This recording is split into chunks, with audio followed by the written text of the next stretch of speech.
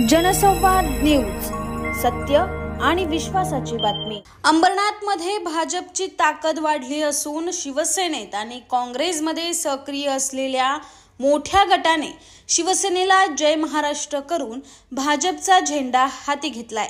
पवन वाळेकर, मीना वाळेकर, चंद्रकांत मोटे, प्रकाश वाळुंज, आकाश वाळेकर, रवींद्र पवार, ज्योती डोंगरे, पंकज उपाध्याय, सारिका वाळुंज तर काँग्रेसमधील बबलू सिंग, लक्ष्मीकांत सिंग यांनी आपल्या सर्व समर्थकांसह शक्ती प्रदर्शन करत हजारो नागरिकांच्या उपस्थितीत भाजपमध्ये प्रवेश केलाय। डोंबिवलीमध्ये भाजप प्रदेशाध्यक्ष रवींद्र चव्हाण यांच्या हस्ते शिवसेनेच्या आणि काँग्रेसच्या पदाधिकाऱ्यांनी प्रवेश केला। या प्रवेशामुळे अंबरनाथमधील राजकारणात मोठी खळबळ उडाली असून शिवसेना शिंदे गटाला आगामी पालिका निवडणुकीत मोठा धक्का बसणार आहे। दुसरीकडे या नव्या शक्तीमुळे भाजपला नगरपालिका निवडणुकीत नवसंजीवनी मिळाली आहे। त्यामुळे नगराध्यक्ष पदाच्या उमेदवाराला देखील याचा मोठा फायदा होणार आहे। भाजपकडून तेजश्री विश्वजित करंजुले या नगराध्यक्ष पदासाठी निवडणुकीच्या रिंगणात आहेत।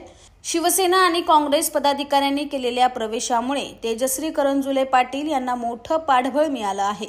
आगामी निवडणुकीत भाजपला अंबरनाथमध्ये मोठं यश मिळेल असा विश्वास लोकनेते गुलाबराव करंजुले पाटील यांनी व्यक्त केला।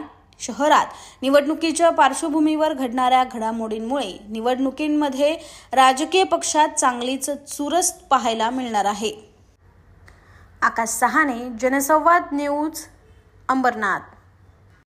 जनसंवाद न्यूज, सत्य आणि विश्वासाची बातमी। आजच सबस्क्राइब करून बेल आयकॉनला क्लिक करा आणि पहा ताज्या घडामोडींचा अचूक अंदाज आपल्या मोबाईलवर।